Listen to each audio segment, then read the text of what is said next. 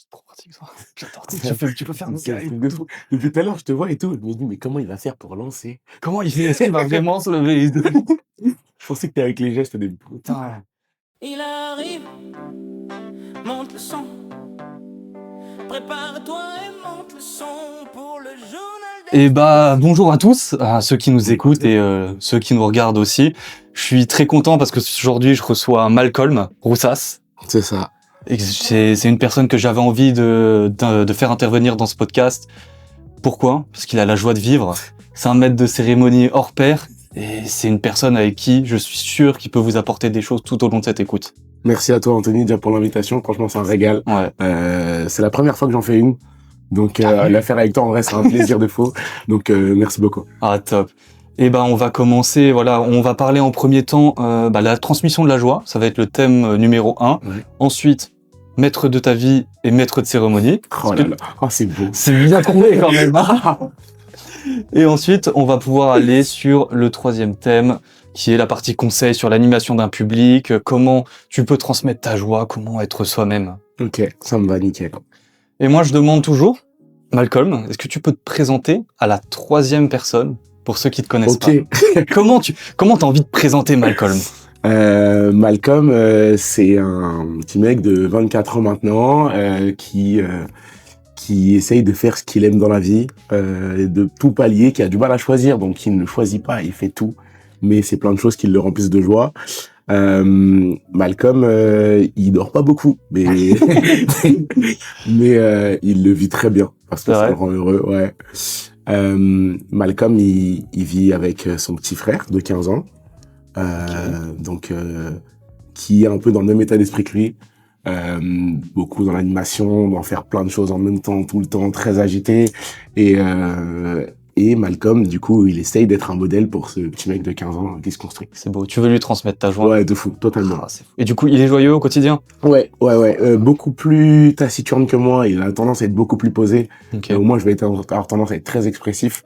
Mais du coup, lui cache sa joie dans des petits instants, dans des petits gestes...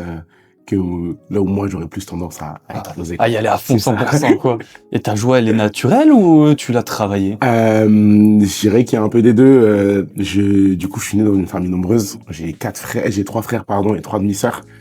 On a toujours eu ce côté du coup très animé tout le temps dans la famille, etc.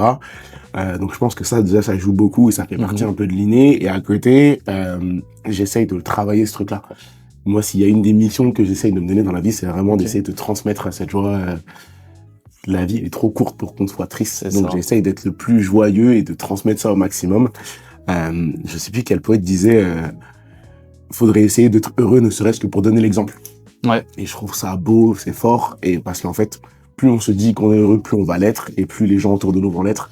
Et ça donne vraiment un côté rayonnant et la vie, elle vaut le coup d'être vécue, en fait. Exactement. C'est drôle ce que tu dis, parce que c'est vraiment contagieux. La joie ou même la tristesse.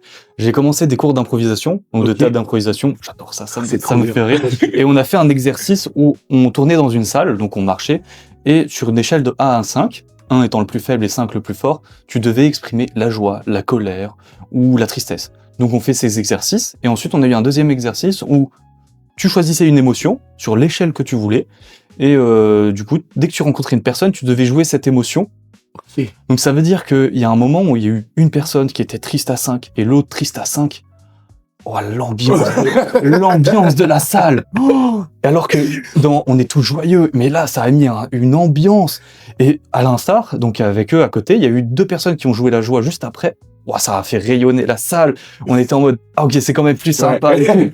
Et c'est impressionnant comment la joie que toi, tu peux transmettre, qui peut être transmise à une autre, en fait, ça fait une sorte de chaleur humaine qui est transmise aux autres. Mais en plus, je trouve que la tristesse a tendance à être plus contagieuse, malheureusement, que la joie. C'est plus facile de partager la peine de quelqu'un que de partager sa joie. Et d'où le fait que ce soit aussi compliqué et que je veuille autant le faire. Ouais. Je sais que majoritairement, surtout le lundi matin. Lundi matin, il y en a, c'est Garfield. C'est ça. Tu connais Garfield? C'est vraiment, c'est difficile et tout. Par exemple, je suis responsable d'exploitation dans une boîte de nettoyage.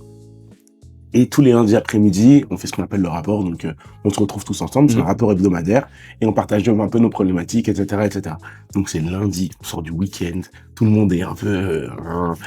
Ouais, c'est ça. Et c'est là où un des moments particuliers où vraiment j'aime bien inventer cette joie, ce truc-là. C'est con, mais on ramène des crêpes juste pour la réunion, et derrière, ça relance quelque chose. Et c'est de maintenir vraiment cette fibre un peu optimiste tout au long de la journée, tout au long de la semaine, pour que tout le monde passe le meilleur moment, quoi. Ah, t'as raison. Je sais pas si toi tu fais ça, mais par exemple, le roi Merlin, avant de commencer avec les équipes, il leur demande leur météo du jour. Oui. Tu vois, genre si t'es ensoleillé, bon c'est que t'es joyeux. Si t'es pluvieux, bon bah il s'est passé quelque chose. Et au moins sans dire, bon je suis triste, sans épiloguer derrière, parce que ça reste quand même la vie privée des gens. Tu peux savoir si bon voilà, ok, cette personne va pas forcément être bien aujourd'hui, donc on va faire attention et l'accompagner. Bah quand on avait un groupe de travail au Négo l'année dernière pour le pôle event, et donc Charlie, le responsable du pôle, il avait décidé de mettre ça aussi en place. Et l'idée c'était vraiment qu'on puisse un peu partager nos moments de vie, etc. Et déjà ça apprend à mieux se connaître avec les autres. Bien sûr. Parce que ça vient vraiment briser une barrière, on rentre plus dans l'intime que dans juste l'assaut des négos. Et derrière aussi, on vient partager, on a plus tendance à vouloir partager le positif. Ouais. Et pour le coup, nous, les gens avaient plus tendance à épiloguer le pourquoi, du comment, etc. Et ils disaient toujours, mais par exemple, du coup, à contrario, il y a eu ça, et du coup, ça, c'était cool. Et du coup, derrière, la réunion, elle vient se tirer vers le haut et on commence toujours sur une bonne ambiance, quoi. Je trouve que c'est hyper efficace comme technique. Ouais, ça me va. Moi, j'aime bien parce que vraiment, ça permet aux autres de, ok, il est peut-être dans un mauvais mood, j'ai peut-être, ça crée des liens, ok, et pourquoi t'es comme ça? Moi, ça m'est arrivé pareil. C'est ça, plus de compréhension derrière, et du coup, ça facilite les échanges. D'accord. Et ta joie, là, ta façon du coup, d'influer sur les autres. Ouais. Est-ce que ça te permet de mieux écouter les gens, capter mieux les personnes avec qui tu parles? Ouais, d'une manière générale, je dirais que je suis quelqu'un qui analyse beaucoup. Je ferai le parallèle avec mon petit frère. Mon petit frère va avoir tendance à analyser en silence, et moi j'analyse dans l'action. Ok. Et du coup, on se complète vachement quand on est c'est vrai, du coup. des groupes de personnes et tout, c'est trop bien. En fait, je me dis que la meilleure façon pour analyser quelqu'un, c'est ma façon de faire, mon petit frère voit totalement différent, mais la meilleure façon d'analyser quelqu'un, c'est de le faire quelque chose, de le faire agir, de le faire réagir surtout. Et quand tu envoies de la joie de vivre et que la personne te répond pas forcément avec de la joie de vivre, ça te permet de pouvoir t'aligner à son niveau et d'éviter un trop gros décalage. J'essaye toujours d'être le cran au-dessus pour tirer la personne vers le haut, mais si le décalage il est énorme, la personne juste elle se sent pas comprise et elle a tendance à plus se braquer, à plus se renfermer. Donc c'est vraiment cette idée de toujours envoyer du positif pour essayer de capter un peu les gens. Et beaucoup d'analyse des comportements. Je lis beaucoup d'études là-dessus sur un peu la kinesthésie, ce que veulent dire tel geste, etc. Il y a une très bonne série là-dessus, Lie to Me. Je sais pas si tu Lie to Me. Ouais. Je connais de nom et je suis si peu série. C'est juste ma compagne, elle les regarde et je fais ok. Et bah c'est une vieille série en plus, hein, c'est passé sur M6 à l'époque. Et en gros c'est un docteur qui justement est spécialisé là-dedans, dans toutes les analyses des micro-réactions, etc. Okay. Et ça m'a inspiré de fou quand j'étais petit. Et je suis retombé dessus il y a 1 an et demi et j'ai mangé la série en un mois, je pense. Et en fait, elle est très bien faite, elle est hyper bien travaillée. Et moi, ça m'a permis aussi de pouvoir m'améliorer dans ce domaine-là, de mieux comprendre les gens, parce qu'il y a beaucoup de choses que les gens ne disent pas, mais qu'ils expriment sans faire attention. Oui. Et du coup, ça permet aussi de faciliter un peu la communication, je trouve. Oui, c'est par exemple, est-ce que tu vas bien et que tu réponds, oui, ça va super. Ouais. En tournant la tête de gauche à droite, en mode... la tête qui fait non et la bouche qui dit oui, ça en dit énormément. C'est énormément. À chaque fois, parce que du coup, je le vois et je suis en mode, ah, si t'as ça de m'avoir. Et tu penses que cette joie que t'as au quotidien, ça t'ouvre des portes ou t'arrives justement parfois à ne pas t'aligner?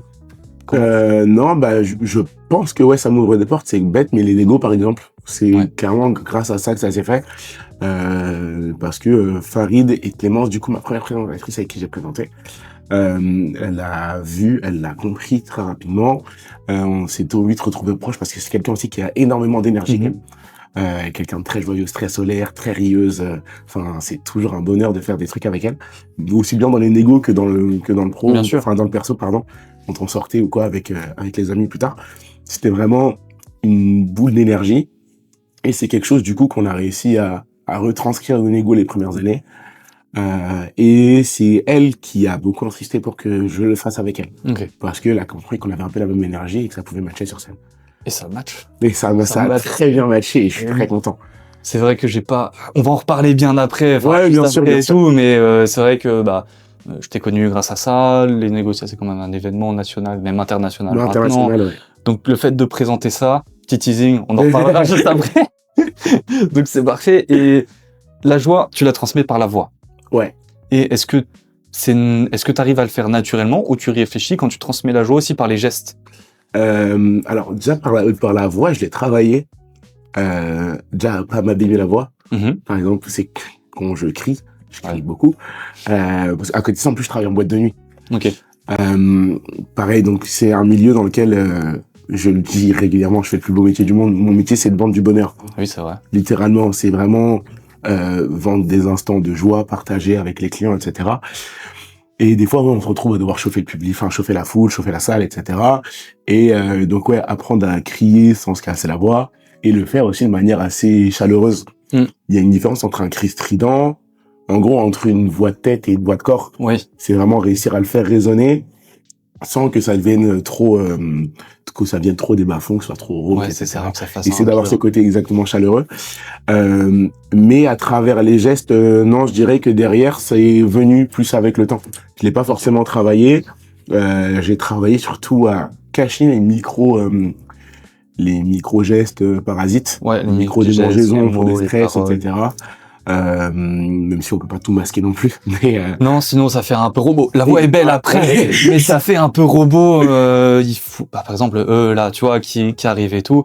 Et même quand tu regardes au niveau des IA maintenant, oui, quand ils te lisent le texte, parfois ils toussent. Tu l'entends respirer et tu fais. c'est impressionnant à quel point ça va vite, ce truc-là. C'est impressionnant comment ça va vite et comme quoi le fait que ça soit humain, ça plaît aux personnes. Mais oui, en fait, c'est ça que les gens veulent retrouver. C'est bête, mais une interview Oui. comme celle-là, les gens, ce qu'ils veulent, c'est de l'humain. Bah oui. Si tout est scripté, scénarisé, etc., ça perd tout son intérêt. Non, c'est pas amusant. Et puis le but, c'est d'inclure au mieux les personnes.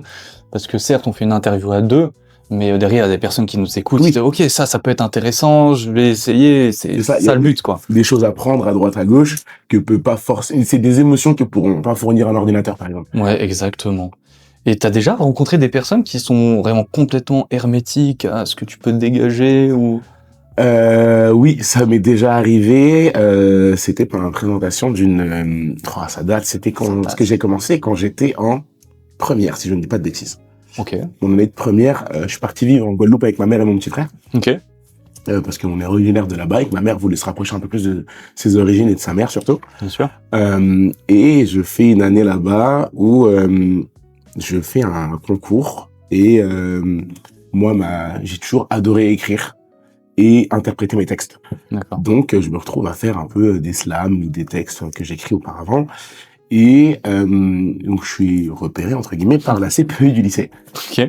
Et en fait, c'est un lycée qui fait également des BTS. Et Ok. elle me dit, Malcolm, ce qu'on adorait, c'est que tu présentes, enfin, que tu fasses l'introduction de la cérémonie pour la remise des diplômes des BTS comptabilité ou quelque chose comme ça. Et t'as dit non? Et j'ai dit oui. Il a dit oui, évidemment. Et j'ai dit Bien oui. sûr. Et je me retrouve à devoir écrire pour ça et je me dis, j'ai rien à dire. Mm. Parce que déjà, à ce moment-là, c'est un univers que je connais pas du tout. C'est Moi, ça. tout ce que je sais de la compta, c'est que ça a l'air d'être un truc chiant comme la pluie. Ouais, je pense c'est- toujours un peu, mais Eh, sans vous vexer. Je suis désolé à tous les comptables. on adore les comptables, hein. Mais à coup de pas. Heureusement que vous êtes là, parce que sinon, on devrait le faire. Oui, mais, mais ça ferait pas propre. Ouais, clairement. Et je me rends compte que, alors je dis pas que tous les comptables sont comme ça, mais en tout cas, de l'image que moi je m'en fais, on est sur deux univers complètement différents. Ouais. Et sauf que j'ai déjà dit oui. Et je reviens pas sur un engagement. Non. Donc j'y vais et j'écris. Et j'ai fait une dizaine d'essais pour ce truc-là. Et le jour J, je me dis, on y va et on voit ce que ça donne. Et je me suis dit, plutôt que d'aller chercher dans de la blague, on va aller chercher dans de l'émotion. Et donc on essaye un peu et je vois que moi, dans ma tête, j'ai une émotion, j'essaie de la retransmettre et elle se partage pas du tout. Ouais. Et au milieu de mon truc, je change le texte. Donc je reprends un des anciens que j'avais fait, Ouais. beaucoup plus axé sur l'humour, et je suis passé de 3 minutes de bide à 5 minutes de fou rire. Où tout le monde a... Et heureusement que j'avais pas supprimé les anciens Ouais. trucs. j'ai cette manie de supprimer beaucoup de choses. Enfin, j'avais. Et depuis Ouais. ce jour-là, j'ai fait. Archivé. On sait jamais, ça peut toujours servir. Mais ouais, vraiment, là, c'est 3 minutes qui paraissent longues. Ouais. Parce que moi, je me dis, je vais réussir à créer un petit, Émotion, hein. Putain. un frétillement énorme. En fait, il y a une différence entre le silence d'une émotion et le silence d'un bide, et c'est à ce moment-là que je m'en suis rendu compte. Ouais, le silence du bide. Ah ouais. Le silence d'une émotion, il y a un peu d'agitation. Et dans le silence du bide, oui, mais c'est l'agitation des gens qui sortent leur téléphone. Ouais. Et là, Et là, pour ressortir un jeune, hop. Non, mais pour sortir, quand vraiment on s'ennuie, on sort le téléphone et on se dit, ah ouais, donc là, il fait une présentation. ouais, c'est que, Et c'est à ce moment-là où faut être sûr de soi-même et dire, ok, c'est maintenant, il faut que je sorte, faut que je trouve un truc. c'est ça. Et généralement, c'est un peu, j'en avais parlé aussi dans l'ancien podcast et j'avais vu ça, t'es en effet tunnel. Ouais, Et en fait, t'es bloqué, tu fais, oh là, bah, c'est vraiment réussir à tu sortir vois de ce qu'une truc-là. personne au fond. Et ce que je dis souvent, c'est, t'es dans un rêve. Il est bizarre, le rêve. Comment tu fais pour t'en sortir? Bah, tu fais un truc bizarre que t'as jamais fait. Soit tu tires sur ton doigt, tu te pinces, ou tu fais un truc, et ça permet à certaines personnes qui sont dans cet effet de se dire, De se recalibrer. ouais, on se recale. Il y en a pour d'autres, c'est genre sortir le téléphone, remettre ses feuilles, ou baisser la tête, faire un truc, mais faut réussir à sortir de ça. C'est ça. Parce que sinon, c'est une pente qui descend vite. Mais ce qu'il faut surtout, c'est déjà commencer à prendre conscience de la chose. Ouais. Et je trouve que c'est la première étape, c'est la plus dure. Se rendre compte que, c'est pas ce que tu voulais, c'est pas grave, mais surtout, essayer de se recentrer et comment je peux faire. Ouais. Et une fois qu'on a commencé à amorcer ça, là seulement on peut s'en sortir. Mais il faut d'abord prendre conscience que ce qu'on fait là, c'est pas le bout du monde. Non. Et qu'il faut réussir à revenir. Aller jusqu'au, Allez. ouais. Parce que faut se connecter avec son public. C'est ça. C'est une des choses les plus compliquées, en fait. Exactement. Parce que tous les publics sont différents. Ah ouais. oui, clairement. Les négociables, c'est des étudiants. J'ai fait des trucs pour des professionnels. J'ai fait des trucs aussi pour des proches. Mhm. Donc, c'est forcément se calibrer de manière totalement différente. Et ça demande de l'adaptation et de le connaître en amont. Ouais, Et, bien sûr. Par exemple, c'est bête, mais moi, Ouais. les comptables, je pensais qu'ils étaient pas marrants. Bah, on a beaucoup ri. T'es super bon. Donc, sortir aussi un peu de cette histoire de clichés qu'on peut avoir. Ouais. Et essayer de vraiment connaître son public, apprendre à appréhender. Si on peut le fréquenter avant, c'est encore mieux. Oui, Ça bien permet sûr. de vraiment briser la glace avec et de prendre des petites informations, des petites anecdotes, des trucs comme ça. Pour savoir comment ça se passe. Si tu peux faire une blague spécialement pour eux. C'est ça. Voilà. Ou, bon, après, c'est toujours plus compliqué, mais si tu vas voir un groupe de scientifiques, par exemple, bon, là, généralement, tu peux faire des blagues, mais au bout d'un Oui. moment, ils sont là, c'est des scientifiques. Ouais. Ils veulent ont de ce l'analytique. côté cartésien, oui, clairement, ils l'ont quand même. Voilà, il y a le côté humour, le côté un peu émotion, mais eux, c'est, ok, je veux des résultats, présente-moi comment t'as développé ton truc Exactement. et tout. Et je trouve ça un peu rigolo. Et on va passer à une activité. Ok. Je vais te l'expliquer un petit peu. Alors, vu que je fais du théâtre d'impro, et c'est drôle parce que t'as parlé tout à l'heure du décalage que tu peux avoir Ouais. entre l'émotion que tu veux donner et la personne qui est en face. Ok. Donc, on va commencer par « C'est génial, c'est mardi ». Donc, tu commenceras... Moi, je vais commencer avec cette phrase. Et ensuite, tu vas devoir dire « parce que » quelque chose, genre « génial, génial, c'est mardi », mais vraiment avec... T'es content que c'est mardi, Ok. tu vois. « Génial, c'est mardi » parce que mardi, c'est ravioli. Par contre, et après ce par contre, tu dois dire vraiment quelque chose de négatif. Ok. Avec en mode... Ok, par exemple, je dis « c'est génial, c'est mardi, je suis en train de tourner un podcast avec une personne incroyable. Par contre... bah, j'ai les chaussettes super mouillées. » Ok. Et là, toi, tu dois reprendre cette dernière phrase et dire « C'est génial que t'aies les chaussettes mouillées !» Ok.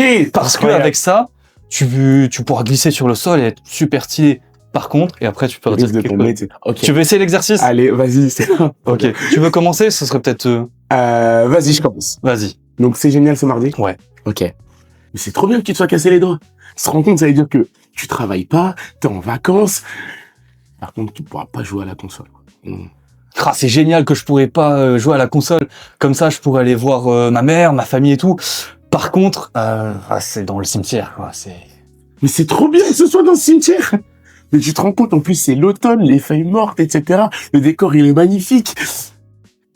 Par contre, les cimetières, ils ferment plus tôt en hiver, quoi. Oh, putain, merde. Je me dépêche. Voilà. Est-ce que t'as...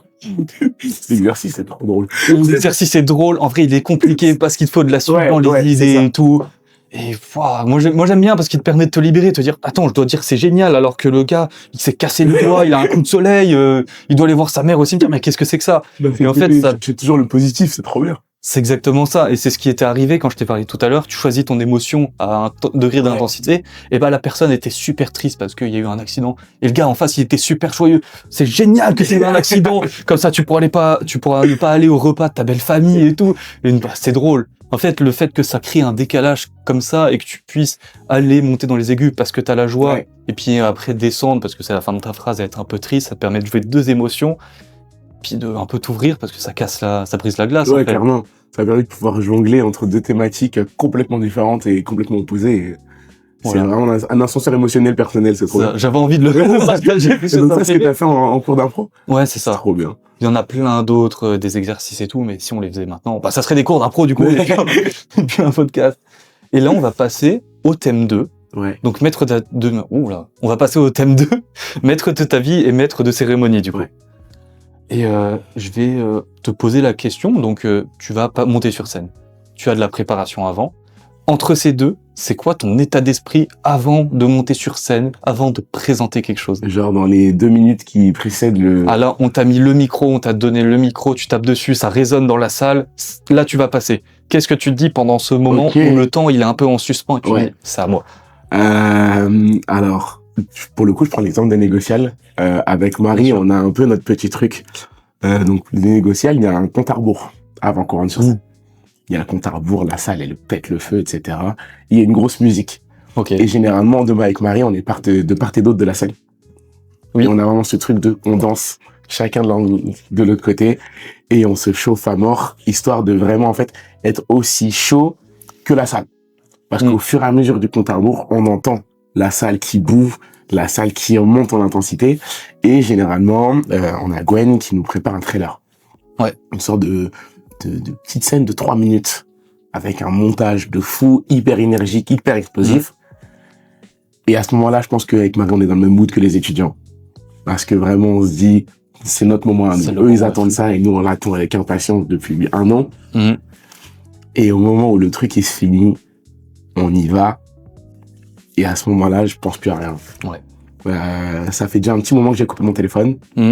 Et au moment où le compte à rebours se finit, qu'on se regarde avec Marie, qu'on se donne le top, c'est vraiment le moment où j'oublie tout. En fait, je me rends compte pendant 5 secondes, je suis plus là, je suis spectateur un peu de tout ce qui se passe. Et en fait, je suis spectateur de mon public, de tout ce qui nous renvoie à ce moment-là. Je trouve ça énorme.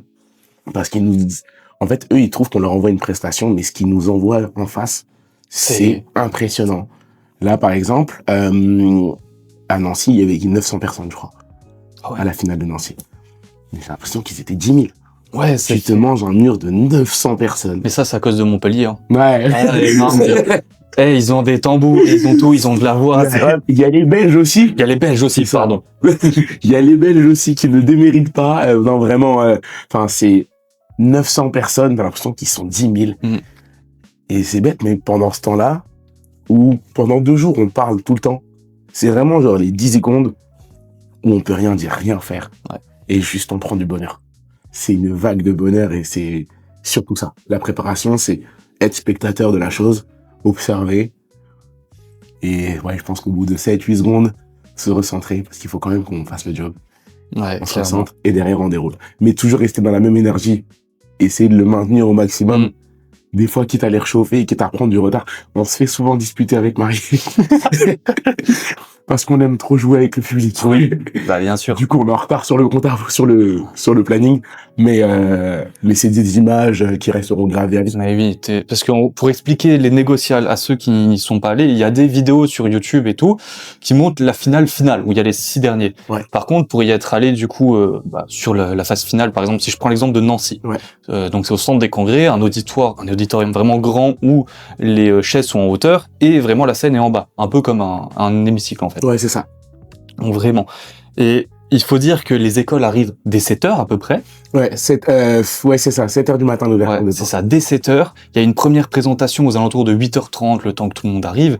Et en fait, déjà pendant cette 1h30, ça crie, il y a la joie, vraiment, tout le monde est heureux d'être là, même ceux qui viennent accompagner et encourager leurs écoles. Je trouve ça incroyable. Il y a des écoles qui viennent avec des délégations complètes de personnes qui ne sont pas candidats. Non. Juste, ils viennent pour chauffer la salle, C'est ça. amuser tout le monde, etc. Enfin, les Belges, dont j'en parle souvent, cette année, nous ont fait une mise en scène. Ah ouais? Ils sont arrivés dans l'amphi, ils sont venus, ils avaient pas pris de temps pour rien du tout. Ils sont venus en mode, nous, on est juste là pour participer. Et c'est sur le cas de l'après-midi, parce que du coup, il y a un cas par demi-journée. Sur le cas de l'après-midi, ils sont arrivés en portant leur mascotte, comme si elle était morte. Ça me Ils tient un ont, truc. le lion est mort ce soir, tout le monde qui chante. Et après revival du lion, ils sortent de tout ce qu'ils avaient caché, en fait, les tambours, les trompettes, etc. Et ils ont retourné l'auditorium. C'est incroyable. C'est d'avoir pensé à du ça. génie. C'est vraiment pour ce genre d'instant que nous, on vit. Et limite, il y a des fois, on regrette de pas être dans la salle. Ouais. De pas être avec eux, mais on est spectateur de tout ça. Et c'est trop bien de voir l'imagination et l'énergie qui sont prêts à mettre. Et du coup, nous, ça nous motive encore plus. C'est ça. Parce que t'arrives, déjà, ça te donne l'ambiance de la salle, qui est à 1000 degrés. Ah ouais. Et derrière, toi, tu peux te connecter avec la salle. Ok, est-ce que j'ai vraiment besoin de les chauffer? Pas tellement, parce qu'ils sont déjà tous C'est ça. motivés. Bon, peut-être le matin, parce que 8h et tout. Et bah, Les non, matins. c'est là qu'ils sont le plus chauds. Eh oui.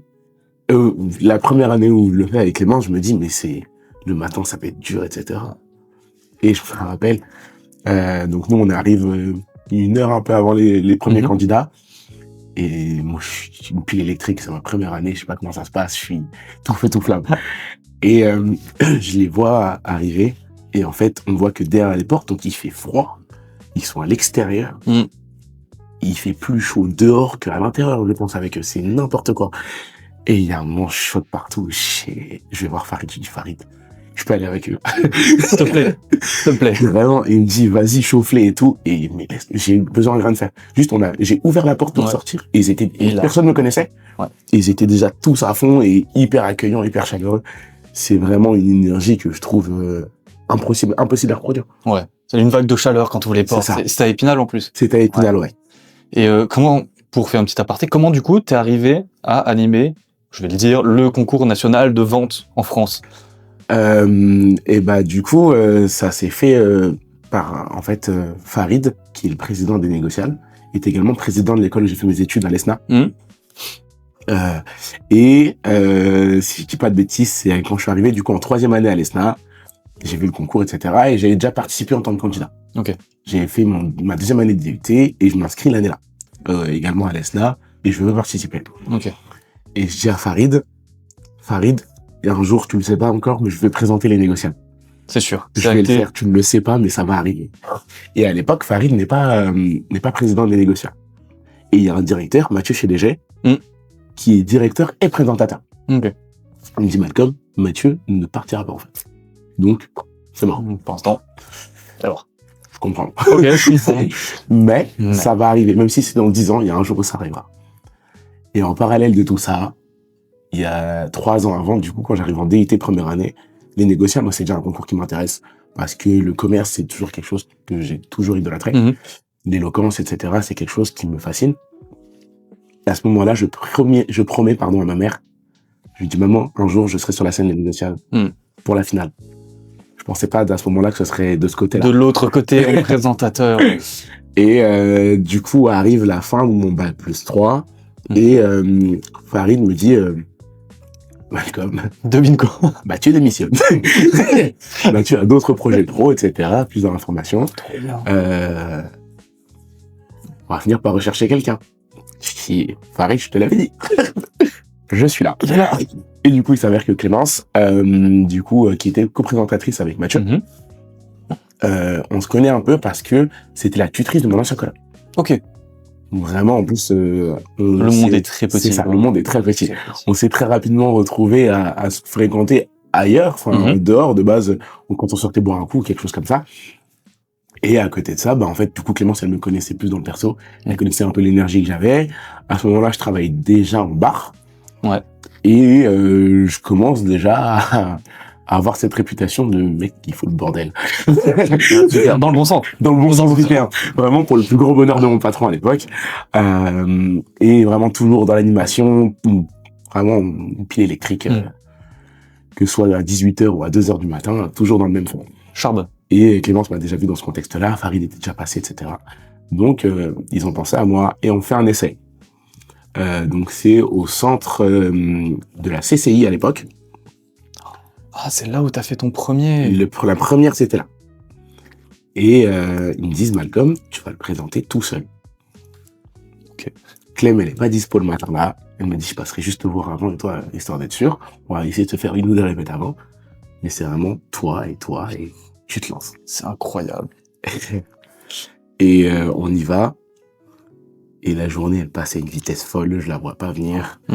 Je me retrouve très rapidement à parler avec les étudiants parce qu'en fait, on est techniquement dans la même situation. Bah oui. Moi, je suis encore en études. Et ça se passe trop bien. Je prévois des blagues qui marchent 1000 fois mieux que ce que j'aurais pensé. Il y en a que je prévois pas qui marchent aussi très bien. L'improvisation fait son travail. Et derrière, on déroule le tout ensemble. La journée se passe magnifique. Et Farid vient me voir à la fin. Il me dit, on se donne rendez-vous avec finale, quoi. Bien, rendez-vous et putain. Et voilà. Le sourire après, Ah ouais. T'as appelé la maman après. Voilà. T'as appelé la maman sûr. J'ai dit, alors maman, je vais tenir ma promesse, juste pas exactement comme prévu. Mais elle était 1000 fois plus heureuse parce que ma mère, elle l'a toujours su. Elle l'a toujours dit que c'était là-dedans que j'allais finir par être. Ah, c'est trop bien d'avoir le soutien comme ça. Ouais, clairement. On a cet esprit un peu showman. Et mon frère également. J'ai un grand frère, Emeric. Et j'ai pas peur de le dire, je le dis régulièrement. Faut pas qu'il voit ce podcast. Il est meilleur que moi. Et j'ai aucune peur à le dire, même parce qu'on fait deux choses complètement différentes. C'est celui que j'ai rencontré Non, ça c'était mon autre grand frère Johan, mais Emeric, il le fait avec une main de maître. Il a une façon de s'adapter, il a une façon de transmettre. Moi, je vais avoir tendance à me connecter à mon énergie, et lui va réussir à en transmettre. Ce que je trouve encore plus fort. C'est fort, c'est très fort. Et il s'adapte à tous les publics. Il a fait, si je dis pas de bêtises, il y a 3 mois. Devant un public d'enfants. Ah oui. C'est-à-dire que le plus vieux avait 10 ans. Ok. Il m'a dit, j'ai vécu ma meilleure vie. Et c'était à l'autre canal, il a animé toute une après-midi. Et il me dit, en fait, et il fait ça. Et là, il y a un mois, par exemple, il a officié un mariage. Ok. Officié un mariage civil. Il s'adapte, c'est un caméléon. Et du coup, c'est vraiment un truc de famille. Du coup, des fois, on s'échange des petits tips, etc. Enfin, c'est trop bien. Donc, ouais, en plus, le fait de pouvoir partager ça un peu en famille, c'est encore mieux. Ah ouais. Ah, c'est vrai que là, ça rassemble et puis tu permets de t'améliorer avec ton frère et tout, qui est bon. Et t'es bon aussi. Oui, voilà, attention, il faut le dire, tu es très bon. Je ne dis pas que je suis mauvais, mais juste, j'ai conscience que mon frère est meilleur et mon objectif, c'est d'être meilleur que lui, du coup. Bien sûr. Et ça me donne envie de me dépasser derrière et c'est trop bien. Et t'as parlé tout à l'heure d'improvisation, tes blagues que tu faisais en improvisation. Ouais. Est-ce que, quand tu vas monter sur une ligne, t'aimes bien écrire? Je pense que j'ai déjà la réponse, mais est-ce t'écris tout le temps tes textes à l'avance, ou de temps en temps tu fais, bon, vas-y, impro? J'ai fait un peu des deux. En fait, quand je dis que j'aime bien écrire, c'est que genre je prépare des vrais textes, j'écris des slams, des trucs comme ça. Mais pour monter sur scène, généralement, moi je préfère m'écrire des notes, plus qu'autre chose. Des étapes, des mots-clés, des choses importantes qu'il faut que je dise. Plutôt que de rédiger parce que j'ai du mal à apprendre par cœur. Ok, d'accord. Mais à contrario, pour le coup, Marie, elle, je sais que elle aime beaucoup quand c'est précis, quand c'est... Et du coup, moi, ça me pousse parce que ça me fait plus travailler, en vrai. Ouais. Parce que j'ai beaucoup ce truc de me dire que je sais que l'improvisation, c'est l'un de mes points forts. Donc, je vais avoir tendance à me reposer sur mes lauriers. Et c'est l'histoire de toute ma vie. Je pense qu'on est un peu pareil. Je vais pas te mentir que moi, du moment où je dois écrire, si c'est pas vraiment obligatoire et je sais qu'il peut y avoir un couac. C'est ça. Bon, je vais me reposer un peu sur ses lauriers et tu dis bon. Et ben, c'est pour ça que j'aime autant l'oral et les arts oratoires. C'est parce que je sais qu'il y a beaucoup plus cette part d'improvisation et de liberté, en fait, qui me permet de sortir un peu de mon cadre. Là où, pour le coup, par exemple, le théâtre, c'est quelque chose avec lequel j'ai plus de mal à faire, en tout cas. Bien sûr. Je trouve ça incroyable à voir. Je trouve ça magnifique. Mais à faire, et encore plus à lire, j'ai du mal, parce que j'ai l'impression que c'est trop... Enfin, c'est pas une impression, c'est scripté. C'est scripté. Ah bah oui, il faut respecter la virgule. C'est ça. C'est l'art qui est fait comme ça. Mais c'est quelque chose avec lequel moi, j'aurais plus de difficultés. Par contre, ouais, moi, ce que j'aime bien, c'est faire des notes avec différentes étapes, des choses importantes qu'il faut que je dise. Il y a des fois où il y a certaines tournures de phrases, par contre, que j'écris en entier. Ouais. Parce que quand j'y ai réfléchi, je me dis, celle-là est vraiment bien, elle est impactante. Il faut qu'elle soit comme ça. Il faut qu'elle soit comme ça. Et elle permet de transmettre un message précis. L'avantage quand on vient écrire en amont, c'est que on peut réfléchir exactement au message qu'on veut faire passer, à l'intonation qu'on veut faire passer, etc. Ce que du coup, je suis beaucoup plus amené à faire maintenant qu'on prépare les textes à deux Bien avec sûr. Marie, plutôt que ce que je faisais sur le reste de ma vie, en fait. Tout simplement. Tout simplement. Ah, c'est parfait ça. Et quand tu vas monter sur scène. Ouais. Avant, t'es du coup toujours dans le thème de la préparation, mais plus pour les personnes qui nous écoutent, c'est quoi tes règles d'or que tu dis, ok, je vais monter sur scène, je dois respecter ça, ça, ça. Ça va dépendre des... Je parle pour le coup dans le cadre des négociations. Bien sûr. Ça va dépendre des consignes qui nous ont été données. Mhm. Par exemple, si Valentine, donc la directrice, elle nous dit, voilà, vous avez 5 minutes de présentation et pas une de plus. Ok. On sait qu'il faut qu'on soit concis. Mm. On essaie du coup cette fois-ci de les calmer très rapidement. Oui. Parce que la salle peut rapidement prendre le dessus sur un événement comme ça. Donc c'est essayer de les calmer, essayer d'être concis pour qu'on respecte les timings. Ok. Ça va être également de pouvoir créer une émotion ou des fois même de pouvoir gagner du temps. Oui. Parce Meubler. que quand les délibérations prennent un peu de temps et qu'on nous dit on sait pas pour combien de temps il y en a, Eh ben, faut trouver quelque chose. et ben là on se regarde et on improvise. Bien sûr. La première année où je présentais une négociale, Clémence nous fait une masterclass sur scène. Il faut savoir que c'était pas du tout prévu. On se retrouve au moment de la finale. Ok. À l'annonce des 6? L'annonce des 6... Non, l'annonce des 6 gagnants, enfin du top 6 Ok, du top 6. et du gagnant du coup. Et on n'a pas la délibération. Ah ouais. En fait, le jury a oublié de partir en délibération. Ok. Donc on nous fait signe littéralement 15 secondes avant la reprise. Du moment où on est censé rappeler le jury vient de partir. Et on nous dit, Malcolm, Clémence, le jury vient de partir. Il faut combler. On leur dit, on fait quoi? Je sais pas. Bonne chance. En plus, c'est comblé pas 30 secondes. Ouais, C'est pas, il y a mince, la feuille, on l'a oublié là-bas. C'est, non, là, ils doivent délibérer. c'est ça. On peut pas juste rallonger un peu nos phrases, mettre plus d'espace. Non. Ah non, Il nous faut au moins 5 bonnes minutes. Et 5 minutes de présentation, c'est long. c'est très long. Et là, Clémence nous dit, j'appelle 3 personnes du public à venir sur scène. Je sais pas où elle va. Ouais, là, est en mode, Mais Ok. là, vraiment, elle est en mode, prends ma main et suis-moi. Et on y va, Clem. on y va. Je te suis, je te fais confiance. On en appelle 3, on les choisit. Des têtes qu'on avait un peu vues un peu auparavant. Il y en a qui courent, il y en a qui se sautent dessus pour Oui. venir. Et ils savent pas ce qu'ils vont faire sur scène. Non. Et à ce moment-là, je ne sais pas non plus. Bah non. Parce que tu n'es pas dans la confidence, vu que c'est maintenant qu'il faut le faire. Et Clem, elle dit, battle de danse. Fou rire. Ouais. Les 3 sur scène qui nous... Et en fait, non. Étonnamment, ils avaient l'air plus au courant que moi. Ouais. Parce que je les trouvais vachement prêts et vachement à l'aise avec l'idée. Ils ont fait, oh, c'est mon moment. C'est ça. Et Je ils ont tout donné. Et ça nous a donné des images incroyables de nous qui les chauffons à mort, tout le public qui réagit. Enfin, la scène est incroyable. C'est un moment d'impro qui était lunaire, suspendu dans le temps. Tout le monde nous a dit, surtout Valentine qui vient de moi, Ouais. vous aviez prévu? Pas du tout. Non. On savait pas. Elle a tout fait. J'ai suivi. Ah ouais, franchement, et c'était incroyable. Donc non, les moments d'impro, je trouve que c'est les plus beaux. Ah, c'est les plus, bah oui, t'as pas prévu, donc forcément. Et est-ce que, sur scène, est-ce que t'es la même personne que dans ta vie perso? Waouh, c'est une très bonne question. Ah bah, il faut que ça soit quali. Non, mais je souligne les talents de présentation. Ça va. Est-ce que je suis le même sur scène que dans ma vie perso? Je dirais que non. Parce que il y a un truc qui me berce beaucoup dans ma vie, c'est la musique. Et je dirais que, par exemple, si on écoute ma playlist, on ne se dit pas du tout que je suis comme ça sur scène. Ouais. Dans la vie de tous les jours, je vais avoir tendance à écouter des choses très calmes, très posées. J'écoute beaucoup de piano, par exemple. Ok. Là où tout le monde pensait qu'il écoute que du NASA. Ouais.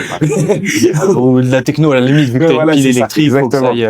Mais non, j'écoute beaucoup de piano, j'écoute beaucoup de rap, du blues, de la soul. Ok. Donc des choses assez calmes et assez posées. Alors que sur scène, j'essaye de...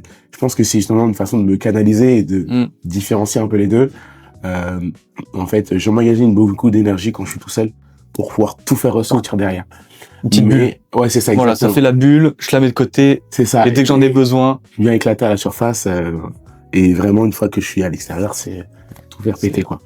Mais je dirais que, à côté de ça, j'ai ce côté je sais pas comment l'exprimer, mais il y a des fois où j'ai comment ça s'appelle?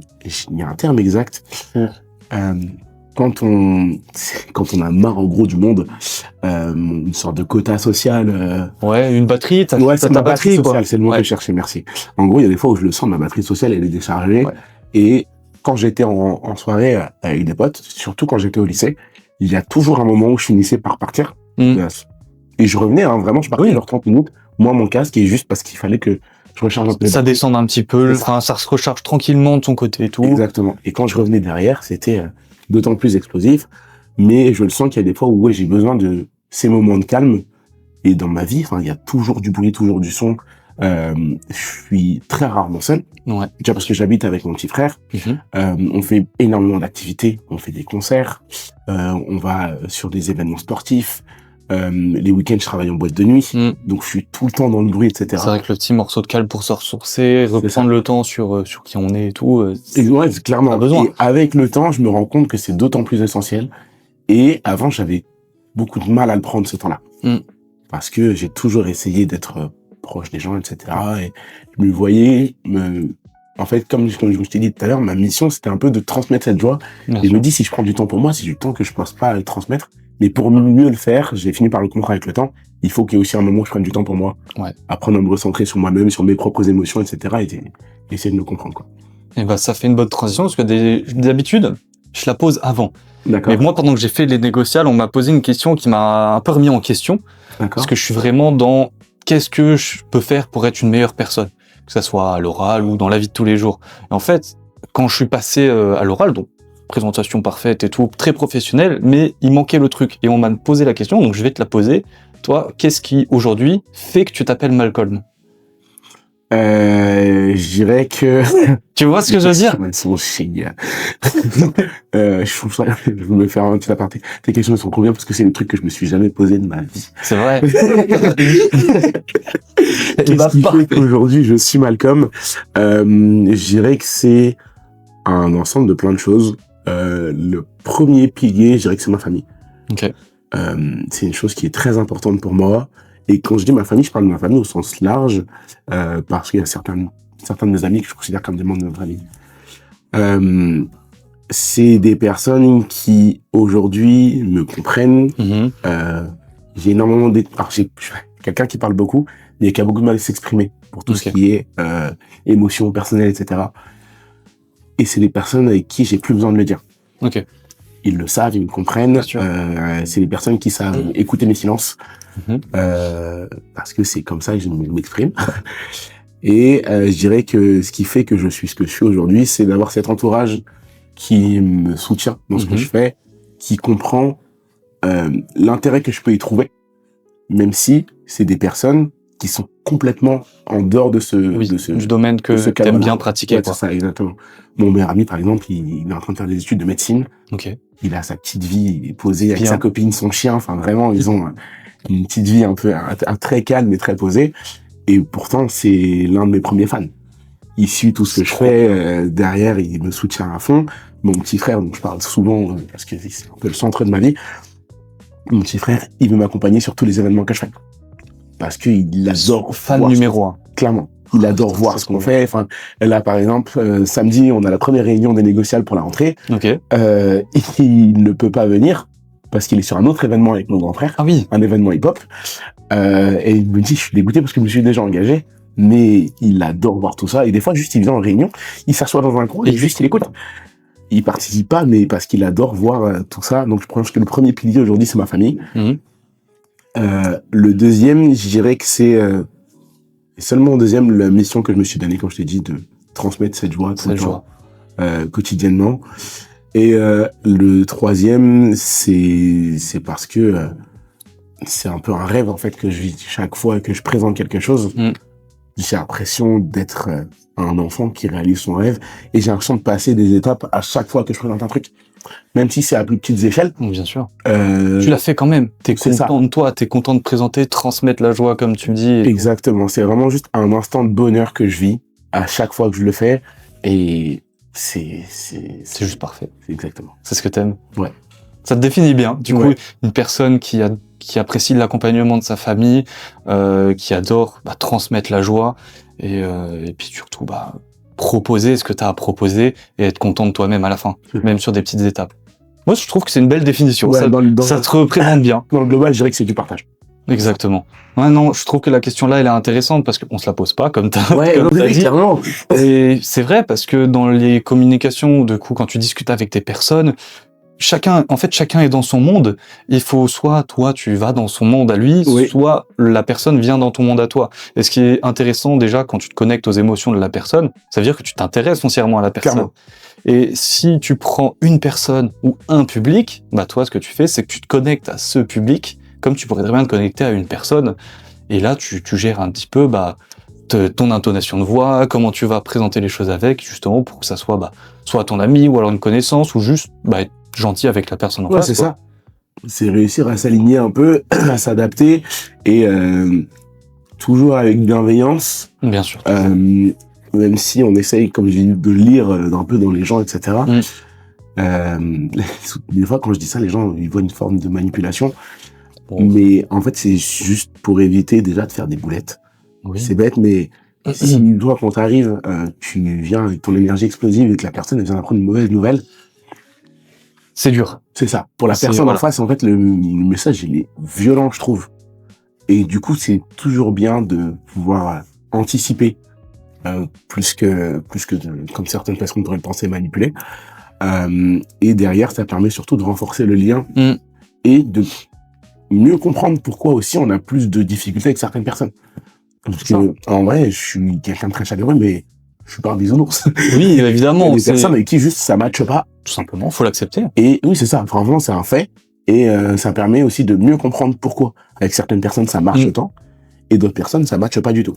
Et des personnes qui pourtant pourraient avoir des énergies assez similaires à la mienne. Mais en fait, c'est plus sur la façon de le faire que plus sur la forme que sur le fond. Des fois, c'est plus sur le fond que sur la forme. Il y a des fois où juste ça matche pas. Et c'est bien de comprendre pourquoi. Et donc, de venir faire cette petite analyse. Mais exactement ce que t'as, pour l'anecdote, tu as Benjamin Franklin, donc à l'époque, il avait un opposant. Et forcément, quand on est opposant, c'est-à-dire qu'on n'adhère pas aux idées de l'autre, ce qui est complètement normal. Et à une confrontation, en fait, il est arrivé et il lui a donné un livre. Et en fait, juste le fait de recevoir quelque chose même si on n'apprécie pas les idées, en fait, non seulement s'il est passé pour une personne, ok, il offre un cadeau même à ses amis, diplomate et tout, franchement très bonne personne. Et en fait, ils ont commencé à réfléchir sur des points et tout, ont pu s'améliorer chacun. Et après, étant donné que c'est quand même Benjamin Franklin et tout, il a été élu par le peuple américain. Mais en fait, il a été plus apprécié parce qu'il a réussi à s'ouvrir aux autres, même ceux qui l'écoutaient pas. Et en fait, comme tu dis, on a le droit de pas apprécier la personne ou l'énergie ne matche pas, mais parfois peut-être prendre le temps de savoir juste pourquoi et dire ok d'accord, c'est un bon truc, toi t'aimes ça, parfait, ça matche pas, mais mettre les choses au clair, ça améliore toujours les communications qu'on peut avoir entre soi-même et avec les personnes. C'est ouvrir son esprit, élargir son spectre, et il y a toujours du bon à prendre de tout le monde en fait. Bien sûr. Des idées, des façons de faire, des méthodes, enfin c'est surtout je trouve des personnes qui sont extérieures à un domaine dans lequel on est. Parce qu'en fait, elles ont un regard complètement différent. Complètement. Et dans de plus en plus d'entreprises, en tout cas, c'est ce qui se fait quand les nouvelles personnes arrivent, ce qu'on appelle un constat d'étonnement. Ok, qu'est-ce que c'est ? On leur demande, quand ils arrivent, au bout de 1 ou 2 semaines, voilà, qu'est-ce que aujourd'hui te perturbe dans notre façon de faire ? Ok. En fait, ça permet d'apporter un regard neuf. Il faut vraiment le faire au début que la personne est dans la boîte, parce que sinon, en fait, elle s'accoutume un peu à toutes les habitudes, et peut-être seulement les mauvaises habitudes. Et c'est bête, moi, je sais pas moi, le fait que certaines entreprises fassent encore des fiches de paye dématérialisées. Oui. Moi, par exemple, ça me l'a fait quand je suis arrivé dans une entreprise, et moi, ça m'a étonné, parce que j'ai toujours connu comme ça. Et c'est vrai, à force d'en discuter, il y a des coffres-forts numériques qui ont été ouverts, des choses comme ça. Mais parce que c'est toujours bon d'avoir un regard extérieur et de demander un avis à des personnes qui ne connaissent pas, ou qui, même des fois, n'aiment pas. Je trouve ça encore mieux. Je travaille beaucoup avec d'amis qui font de la musique. Et par exemple, j'ai un ami à moi, l'un de mes anciens colocs, qui fait du rap. Souvent, quand on prend certains de ses morceaux, on les fait écouter à des amis qui, de base, certes écoutent du rap, mais pas du tout ce style. Et ça permet d'avoir un regard complètement différent. Lui qui est dans son schéma, sur son morceau, etc. On va prendre du recul énormément. et pouvoir confronter les idées. Moi, j'aurais plus fait ça. Ça, c'est pas mal. Ça, c'est moins bien, etc. Et ça permet toujours de pouvoir ressortir du positif. Oui, c'est vrai. Non, mais complètement. C'est bien. Bah, d'où les questions un petit peu. Ça fait sortir la zone de confort. Et se voir en troisième personne, comme Ouais, GTA. Comme la présentation que t'as faite, je trouve ça trop. Ouais, Tu c'est présenter ça. à la troisième personne, c'est fou. Je trouve que c'est bien parce qu'en fait, tu dis, attends, c'est... Donc là, je suis pas moi. Je dois présenter ce type qui est moi. Ok, il est comme ça et tout. Outre la description physique et tout, je pense, c'est un bon exercice. Ouais. Puis il fonctionne. Et on parlait tout à l'heure, donc tu présentes, tu as tes intonations de voix parce que bah, tu t'adresses à un public, à des personnes qui s'est passé comme ça. C'est inné ou tu l'as travaillé? Comment toi, t'as géré un peu ton intonation de la voix? Sans parler du silence, vraiment l'intonation. Non, je l'ai travaillé quand même parce que déjà c'est quelque chose qui m'intéressait beaucoup. Là, les arts oratoires, ça a toujours été quelque chose qui me fascine. L'un de mes films préférés, si vous connaissez pas, c'est Le Brio. Allez le regarder, il est incroyable. Le Brio. Avec Camélia Jordana. Ouais. Et Daniel Auteuil, si je dis pas de bêtises. Oh, je suis très nul en film. Mais Mais je vois la... C'est avec le prof de français. Ouais, c'est ça, exactement. Et il l'appelle la banlieusarde et en fait ils font un concours d'éloquence et tout. C'est sur les concours d'éloquence. En fait, c'est là-dedans que j'ai appris les stratagèmes de Schopenhauer, donc des arts rhétoriques, etc. Toujours avoir raison. Exactement. Ça me fascine. Et ça marche encore, ça me tue de rire. C'est ça que je trouve le plus fou, c'est que c'est des choses qui sont intemporelles. Et j'ai énormément d'esprit de contradiction. Ça m'est déjà arrivé et j'ai une amie à moi qui est très comme ça. Donc c'est très drôle quand on a des débats. On peut dire tout et son contraire. Parce que juste on aime débattre. C'est ça. En soi, à l'issue du débat, on s'en fout et finalement, des fois, on se rend compte que aucun de nous deux n'est d'accord avec les arguments qu'il a avancés de base. Bah oui. Juste, on aime avoir raison, on aime donner tort et créer un cheminement, une vraie réflexion, etc. Et puis, comme c'est des choses qu'on partage pas, en plus, il y a beaucoup de parts d'improvisation. Bien sûr.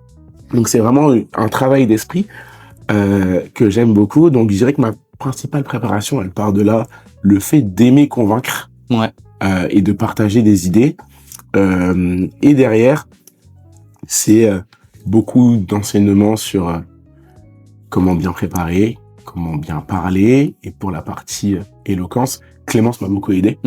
Okay. Parce que elle a fait du théâtre également. Okay. Donc elle a énormément à m'apprendre. Bien sûr. Et derrière, c'est beaucoup apprendre à se renseigner sur les intonations. Tout à l'heure, tu l'as dit, il y a faire parler les silences. Mais l'intonation est plus importante que les mots. C'est ce qui transmet l'émotion. C'est exactement ça. On se souvient plus souvent d'une émotion que de paroles. Oui, c'est comme tu verras tu feras l'analogie, mais quand tu vas au restaurant, tu sors du restaurant, il était comment le dessert? Le plat, 22 €, le dessert, 14 €, tu pars tout de suite du dessert parce que c'est le dernier truc. Ouais. Et l'intonation, on sait si tu as fini ta phrase, si elle continue, ou quelle émotion tu as envie de donner derrière, si c'est de la rareté, de la joie, de la colère. Je suis d'accord. Bah derrière, c'est toujours assez difficile de réussir à vraiment retransmettre, en tout cas l'émotion comme on voudrait qu'elle soit acceptée. On va voir 3-4, on va pouvoir avoir tendance à vouloir la délivrer, mais on sait jamais réellement comment est-ce qu'elle a accepté, comment est-ce qu'elle est prise derrière. Ça se trouve, moi des fois en joie, je me mets à 8 sur 10 et les gens ils la reçoivent à 10. Des fois moi je suis à 10, les gens ils la reçoivent à 5. Il y a forcément un décalage, il y a une perdition qui se fait à ce moment-là. Et c'est l'idée de travailler du coup cette façon, cette intonation, histoire de pouvoir englober le plus possible histoire que notre message soit un peu protégé jusqu'à la réception chez l'autre. Ouais. Et derrière ça, il y a aussi beaucoup au niveau des gestes. Oui, tout simplement. Ça joue énormément quand on fait des présentations, si on fait du minimalisme, si on a une posture fermée, une posture ouverte. Ça, ou si tu veux donner les mains ouvertes au niveau du cœur, dans le carré, on va dire au niveau des épaules, juste en dessous du torse. Signe d'ouverture au public, si tu veux être pas virulent, mais imaginons tout se passe mal. Cas typique, le manager, mais un peu méchant sur les chiffres, il va toujours avoir soit le doigt pointé, soit en mode italien à l'envers. Tu vois, là, italien à l'envers, en mode c'est à cause de ça, où il se passe des trucs vraiment en mode la main pique, comme un peu une arme, une épée. Ouais, c'est ça, exactement. Le fait de choisir ses gestes, c'est hyper important. Et je dirais que le troisième truc, moins sur l'oratoire, mais plus sur la présentation, et je l'ai appris en 4e année, c'est la tenue qu'on va pouvoir porter, mais plus que la tenue qu'on va revêtir, c'est les couleurs. Ok. On a fait des tests de colorimétrie à l'Estan. Ah ouais? Ouais, avec Fanny, qui m'aide du coup maintenant à choisir certains de mes costumes. Trop bien. Justement, en fait, histoire d'avoir des tons, déjà des tons qui nous sont propres et qui nous correspondent, mais également à pouvoir transmettre une émotion derrière. Si on met des choses trop ternes derrière, ça va renvoyer une image terne. C'est ça. Donc mettre des couleurs vives pour transmettre telle émotion, mais il y a vive et vive. Je viendrai pas en rose fluo au négocial. Même si ça transmet de la joie. C'est très joyeux, mais c'est tu sais, ça fait un peu années 80 Exactement. avec les bandanas. C'est ça. délicieux. Les bandeaux fluo, tout ça. C'est ça. Et tu retrouves pareil sur, alors tu regarderas surtout les opticiens et tout, ou les personnes un peu plus âgées, les lunettes. Le premier mot qui me vient, c'est loufoque, alors que ça ne l'est pas du tout. Je trouve ça trop stylé, ça exprime vraiment la personnalité de la personne. Bah, ma mère a tendance à avoir des lunettes un peu comme ça, atypiques, qui viennent sans sortir du cadre avec des éléments très ponctuels. On a déjà tous vu cette paire de lunettes chez l'opticien, on se dit qui achète ça? C'est ma mère. Avec un côté rond et un côté carré. Ouais, je l'adore. Tu sais, à chaque fois que je la vois, je me dis j'ai envie de voir une personne avec ses lunettes. Et quoi. bah ça, c'est ma mère. Et ça retransmet énormément la personne qu'elle est. Mais oui. Et du coup, je pense que tout ça vient énormément de ma mère aussi, ce côté très expressif. Putain, je suis fan. Je sais qui les porte maintenant. Voilà, maintenant on sait, on a la réponse, c'est ma mère. Ok. Avant de du coup passer au prochain thème, j'avais une dernière question. Ouais. C'est, tu as parlé des 6 gagnants. Donc, elle a réussi à combler parfaitement avec des battles de danse. Ouais. Donc, il y a une sorte d'émotion déjà que la salle a parce que tout le monde se tait. Donc, là, tu dis, ok, il y a un enjeu. Il se passe quelque chose. Donc, tu vas dire, ok, 6e, 5e, 4e, 3e. Comment toi, t'arrives à appuyer de plus en plus ok, il y a un stress de gagnant. Il y a un stress de premier. Le crescendo. Le crescendo, voilà, c'est exactement le mot là. On le fait déjà parce que je crois que c'est même pas intentionnel en plus. Mais entre chaque nom qu'on annonce, on va avoir tendance à prendre un peu plus de temps. Ouais. En 6e position, il y a un tel. 5e, il y a un tel. 4e, il y a un tel. Ouais. Et on vient vraiment créer ces espaces-là. Et sur l'annonce du gagnant, du coup, il y a un côté très cérémonial. Oui. Généralement, on invite les 2 gagnants à s'avancer sur la scène. Lumière sur eux. Et cette année, on a mis une ambiance très angoissante. On a travaillé sur la musique de Oppenheimer. Oui. Avec un long crescendo. C'est vrai que c'était... Ça fait 1 minute 30, je crois, un truc comme ça. Ah ouais. Là, c'est comme quand t'attends devant le micro-ondes. Et T'as l'impression, c'est ça. ça fait Quand t'as 3 ans que t'es là, tu te retournes, t'as pris de la barbe et tout, tu te dis, qu'est-ce qui s'est passé? Vraiment, t'as qu'une seule hâte, c'est d'entendre le bip. Mais même pour nous, en fait, ça en devient stressant. Et pour la partie là, par exemple, j'ai décidé, moi, de pas écrire ce que j'allais dire. Ok. C'est vraiment 1 minute 30 d'impro. Il faut que je parle pour pouvoir faire monter un peu la sauce de toute la salle. Même si le public reste calme, bah c'est l'émotion dont je parlais tout à l'heure. Bien sûr. C'est vraiment ce silence d'impatience qui trépigne, etc. Et attaché comme ça à la table. C'est ça. Et quand c'est comme ça, on vient trouver vraiment l'inspiration dans le public, mais surtout dans les 2 candidats qui sont à côté de nous. Ouais. Comme on le disait tout à l'heure, les émotions, elles sont contagieuses. Leur stress, ils nous le rebalancent. Parce qu'en fait, c'est une éponge. Ils ont déjà pris tout le stress qu'ils peuvent et ils sortent. Eux, ils savent qu'ils ont plus rien à faire, juste ils attendent. Et on sait, c'est l'instant d'une vie qui peut se décider en vrai négociable. C'est clairement. Et à ce moment-là, on les voit qui se regardent et on a des scènes magnifiques. On a qui se prennent dans les bras, qui se tiennent par les mains, alors qu'ils se connaissent pas.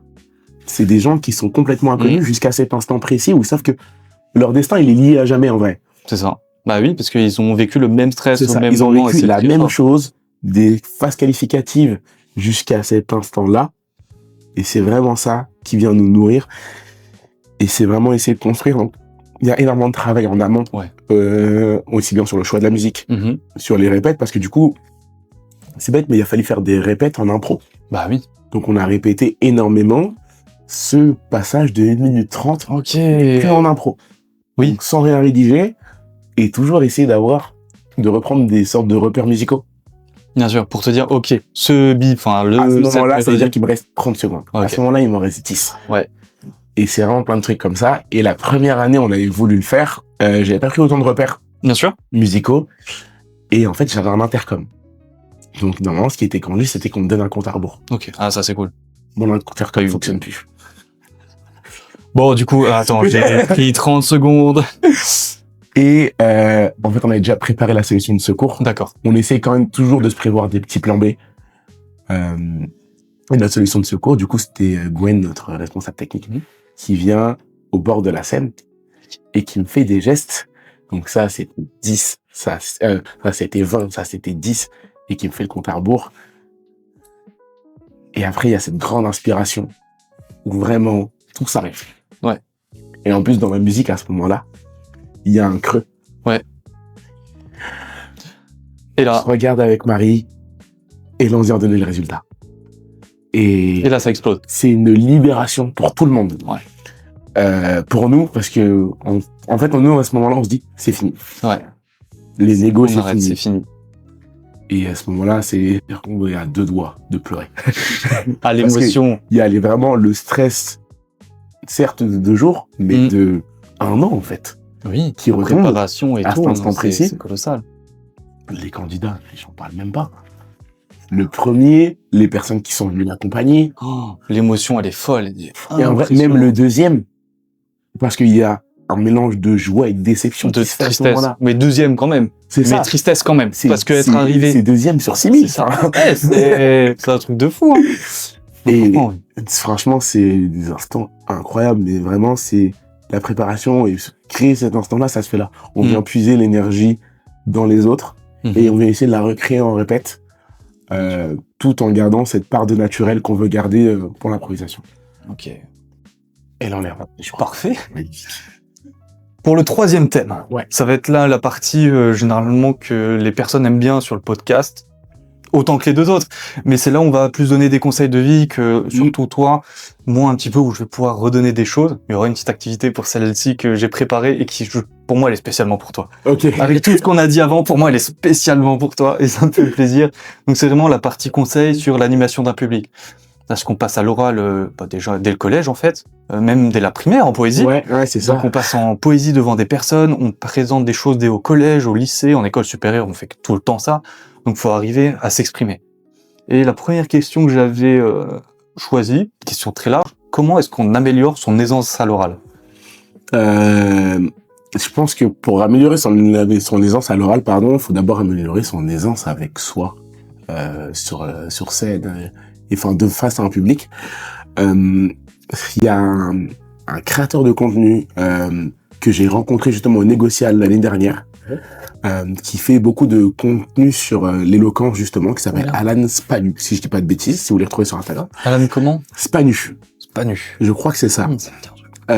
Et il explique que la deuxième peur la plus connue au monde, après la peur de la mort, Oui. c'est la glossophobie. Donc la peur de parler en public. Ah ouais ? Ouais. Ok. Et du coup, je trouve ça fou qu'en fait, il y ait que 25% de la population française qui ne se considère pas atteint de glossophobie. C'est-à-dire que 75% des Français ont peur de parler en public. Et je trouve ça fou. Et je dirais que du coup, pour la préparation de ce truc-là, ce qu'il faut, c'est dédramatiser un peu La chose. la chose, exactement. Ne pas se mettre une pression, c'est facile à dire en vrai. Ah ouais, en vrai c'est facile à dire, mais c'est quelque chose qui est bête à dire, mais il faut le dire quand Oui, même. c'est ça. Parce que c'est du stress quand même de passer Ah, mais devant. clairement. Je pense que tu connais très bien dans ton entourage une personne qui veut pas appeler au téléphone, qui veut pas prendre de c'est ça. rendez-vous. Genre, Dès que c'est le Faut téléphone. réserver un resto, j'en ai pour qui c'est des angoisses, vraiment. Vraiment, hein. Alors que, en soi, c'est des petites actions. En fait, ça peut rapidement mettre des bâtons dans les roues dans les petites actions du quotidien. Donc, c'est quelque chose qu'il faut réussir à, pas forcément dépasser tout le temps, mais au moins réussir à dépasser, surtout pour des petites choses. Il faut commencer par des petites choses pour derrière arriver à en faire des grandes. Monter un escalier au lieu de tirer une corde pour monter. Voilà, c'est ça. Petit à petit. Il faut y aller étape par étape, mais et ça passe notamment par là, passer un petit coup de téléphone, démarcher une entreprise, etc. Bien sûr. Et derrière, ça nous permet d'acquérir de l'expérience pour être de plus en plus à l'aise. Et c'est pas parce qu'on se trompe que c'est grave. Bah non. L'une des règles numéro 1 en présentation, en tout cas moi ce que j'aime bien dire, c'est que les gens ne savent pas ce qu'on va dire. Oui. Les gens ne savent pas ce que je vais faire. Si je tombe, je peux faire croire que c'était prévu. Ah, c'est vrai, dit comme ça, c'est pas... Non, mais tu vois, c'est vrai que je viens de m'imaginer tomber, je fais, allez non, c'était prévu. Enfin, c'est si ma langue fourche, si j'oublie une phrase, les gens ne savent pas ce qu'il y a dans mon texte. Non. À part les personnes avec qui j'ai écrit, et encore parce qu'il faudrait qu'ils se souviennent de tout, à part les personnes avec qui j'ai préparé, personne ne sait ce qui va arriver. Bien sûr. À la différence d'un concert. Un concert, un artiste, Tu peux pas se tu tromper. connais ses morceaux. Voilà, tu connais ces morceaux, tu peux pas te tromper. Et encore, c'est pour les chanteurs, ça marche. Pour un pianiste, par exemple. C'est bête, mais il y a des fois où ils se trompent. Et c'est pas volontaire. Et ça fait aussi partie du show, en plus, j'ai envie de dire. Si tout est exactement comme sur l'album, ça perd de vie. Alors que si, bah, il y a une langue qui fourche, des fois, une fois, ils s'arrêtent de chanter pour que le public y reprenne. C'est des choses qui font l'instant présent.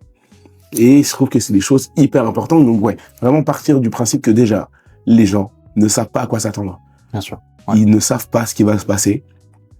Tu ne peux pas être maître de tout et c'est vraiment un lâcher prise qu'il faut réussir à prendre là-dessus. Et arrêter d'être peut-être en attendre trop de soi-même. Ouais, c'est ça. Être plus cool ou être plus le fait de ok, j'ai le droit à l'erreur quand même. C'est pas grave. Mais je pense que les personnes qui ont du mal à s'exprimer à l'oral, ils veulent que ça soit parfait. Ce qui est normal, hein. Tout le monde veut que ça soit parfait. Ça. Mais derrière, il faut dire, bon, j'ai raté une phrase. Est-ce que c'est vraiment problématique? Non. Au pire, on prend le temps de leur dire, j'ai oublié cette information et on repasse. Je pense notamment aux présentations orales qui peuvent jouer, par exemple, on prend le grand oral au bac. Oui. Coef 10. Faut pas. Alors, c'est une pression parce que c'est le bac, il y a une sorte d'effervescence générale, la famille, les collègues, les amis, tout le monde s'est dit, ok, faut pas que je me rate là-dessus. Ouais. Mais vous pouvez y aller comme vous êtes dans un premier temps, c'est le plus important. Et dans un deuxième temps, si vous avez oublié quelque chose, c'est pas grave. C'est ça. Personne nous entraînera à rigueur, en fait. La seule personne qui pourra nous vouloir, c'est nous. C'est ça. Et c'est tout. C'est tout. Et derrière, tout ce qui viendra en découler, ça repose que de nous à cet instant précis-là. Et vraiment réussir à dissocier ce truc de oui, je me trompe, mais comme tout le monde. Oui, comme tout le monde. Tout le monde se trompe, tout le monde fourche. Même le président de la République, c'est déjà arrivé dans des discours qu'il y a un mot qui saute. Et... Est-ce que tu penses à un discours en anglais? Par exemple. Par exemple. Par exemple. Et pourtant, ça n'a pas empêché qu'il soit président. Bah non. Et je pense que s'il s'est trompé là, c'est qu'il s'était déjà trompé avant. Et pourtant, il est arrivé à la plus haute fonction du pouvoir. Enfin, je trouve ça fou. Donc, c'est vraiment réussir à prendre ce recul de se dire, au pire, les gens, ça se trouve, ils s'en rendront jamais compte. Non, jamais. Et il y a énormément de détails auxquels nous, on fera attention, auxquels les gens ne feront pas attention en face. Oui, t'as une mèche qui dépasse. Tout le monde s'en moque. On s'en fout. C'est toi. Parce qu'on a même, on sait pas à quoi tu ressembles avant. Bah oui. On sait pas ce qui était prévu. Ça se trouve, ta mèche, c'est volontaire. Et ça se trouve, tout le monde trouve ça trop beau. Il y a que toi qui trouve ça moche. C'est ça. C'est vraiment se dire de... C'est pas le ça. Pour moi, le premier truc, c'est ça. Ok. Et je sais pas si, je crois, il me semble pas qu'on l'ait mentionné, mais étant donné que tu parles à un public, le stress, il est enlevé. Parce que t'as l'habitude de faire ça, t'es vraiment devenu professionnel du coup. Donc... Pas vraiment en plus. C'est vrai? Toujours une part de stress. Toujours une part de stress. Et moi, ça serait bizarre de ne pas en avoir. Ouais, c'est ça. Ce serait bizarre de ne pas en avoir. Je pense que le jour où je perds ce stress-là, je perds un peu de l'intérêt pour le truc. Ouais. Parce que t'es en mode désinvolte. Ouais, c'est ça. En fait, le stress, pour moi, c'est vraiment un moteur. Et moi, chaque personne a sa façon d'extérioriser son stress. Moi, ça vient me booster. Le côté pile électrique. Tu l'as accepté. C'est ça. Voilà. Tu t'es pas en mode, me touche pas. Ouais, c'est vraiment ok, le stress. Il est là, et c'est vraiment ton pote qui vient te chahuter comme ça, avant de rentrer sur le ring ou quoi. Et c'est vraiment moi, ça, qui vient me donner de la force. Donc, il y a toujours une part de stress. Et pendant longtemps, je pensais que j'en avais pas du tout. Et en fait, j'ai juste compris que c'était juste ma façon à moi de le matérialiser. Il y a certaines personnes pour qui c'est juste une extinction de voix, il y a rien qui sort. Moi, c'est littéralement l'inverse.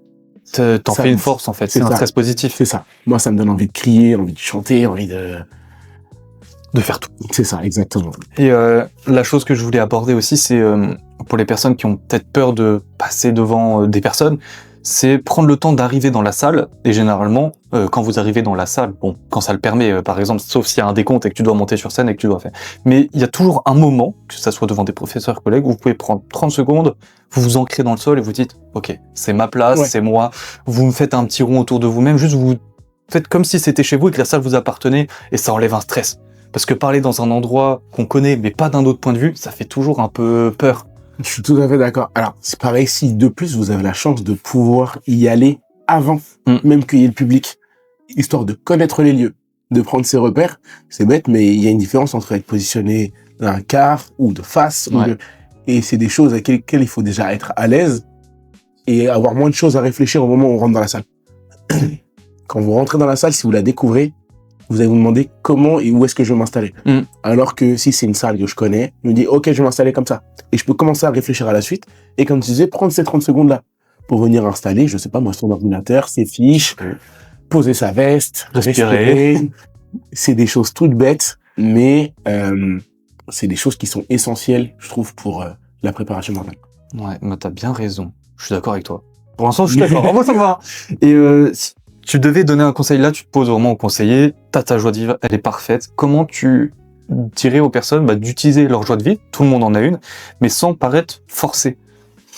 Je dirais qu'il faut, en fait, avant d'essayer de convaincre les autres, c'est essayer de se convaincre soi-même que je passe un bon moment. Bien sûr. Et je pense que plus que se convaincre, en fait, il faut que ce soit le cas. Il faut se le dire et il faut le penser. Penser, oui, je passe un bon moment ou je vais passer un bon moment. Et en faisant passer un bon moment aux autres, je vais passer encore plus un bon moment. C'est vraiment cette étape-là de tout d'abord se dire, OK, je suis prêt et ça va bien se passer. Si je me dis que ça va bien se passer, il y a plus de chances que ça se passe bien que si je me dis que ça va mal se passer. C'est vrai. J'ai oublié le mot, mais c'est l'effet... Oh, en plus, il est dans Interstellar, ils arrêtent pas de le répéter. Moi, j'avais loi de Murphy en tête. Loi de Murphy, voilà, exactement. J'avais le chat Schrödinger, il voulait pas s'en aller. C'est pas du tout pareil. Non, c'est vraiment de la loi de Murphy. C'est la loi de Murphy. Si on pense que ça va mal se passer, ça va mal se passer. Exactement. Alors que l'inverse, ça va forcément bien se passer. Donc, vraiment partir du truc de, OK, ça va bien se passer. J'ai mes notes. Si je me perds, et j'ai ma bouteille d'eau. S'il y a un moment où je vais gagner du temps, si j'ai un trou, je prends de l'eau, je respire et je repars. Oui, parce que les gens, ils vont dire, OK, prends le temps pour respirer. Il a soif. C'est un humain. C'est un être humain devant. On a besoin de vouloir de t'hydrater. En plus, surtout si pour un exercice oral. Ouais. Je trouve que c'est d'autant plus important. Donc, les gens sont compréhensifs. C'est normal. Je suis d'accord. Et il faut prendre le temps. Et puis, même si la pause dure plus longtemps, c'est bête, mais ça m'est déjà arrivé. Un trou de mémoire. 5 secondes. 5 secondes, c'est énorme. Et à la fois, c'est 5 secondes où... Et juste un petit rictus de... Oui. Les gens comprennent. Voilà. Et ça vient détendre le truc. Ah, il te voit respirer, il fait OK, d'accord, ouais. C'est ça. Je suis content. C'est très bien, continue. Et cherche aussi un peu la force dans les yeux des gens. Souvent, il y aura au moins une personne dans le public qui aura pas de la compassion, mais plus de l'encouragement à nous transmettre. Surtout si elle voit qu'on arrive à un moment un peu difficile, mais qu'on s'accroche quand même. Bien sûr. Il y a toujours un truc de vas-y. Ouais, tu peux le faire. Il t'écoute. Dans les yeux, les yeux des gens parlent, et il y a vraiment ce truc dans les yeux de vas-y, on est avec toi, reprends. Ouais.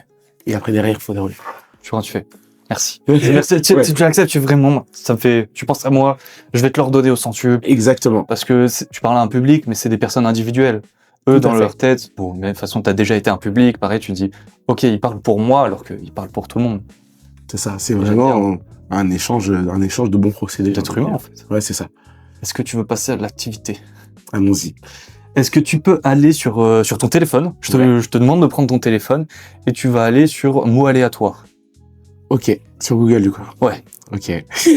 Qu'est-ce qu'il fait, mais où est-ce qu'il va m'emmener? Est-ce qu'il va me faire du breakdance ou pas? Mots aléatoires. OK. Donc là, normalement, t'es tombé sur un mot si tu cliques sur le premier. Ouais. Est-ce que, du coup, tu m'as dit que t'étais très bon en improvisation, que t'étais un bon orateur. Est-ce que t'arriverais à me faire un discours sur ce mot? Qui est quoi, d'ailleurs? Le mot, c'est actrice. Ok, t'arriverais à me faire un petit discours, à l'écran, maximum 3 minutes, même si c'est long. Waouh! Non, okay. Mais 1 minute. Prends ton temps avant, pendant que je parle. En gros, l'objectif de l'exercice, c'est pour tout le monde. Ça va vous aider pour 3 choses. La meilleure chose pour s'améliorer à l'oral, c'est vous prenez ce mot aléatoire, enfin un mot aléatoire. Vous choisissez, pas vous, parce que sinon ce sera pas aléatoire. Vous allez prendre 30 secondes pour réfléchir à qu'est-ce que je vais dire dessus. Et pendant que vous allez parler, vous allez vous filmer. Et ça va vous permettre 3 choses. Quand vous allez regarder la rediffusion, vous allez juste regarder l'image. Comme ça, vous dites, OK, je parle à ce moment-là. On voit que je suis content parce que j'ouvre les mains. Là, à ce moment-là, je suis plus énervé parce que je fais un point avec Bah, ma main, tout simplement. Ensuite, juste la voix. On va juste entendre l'audio de la vidéo.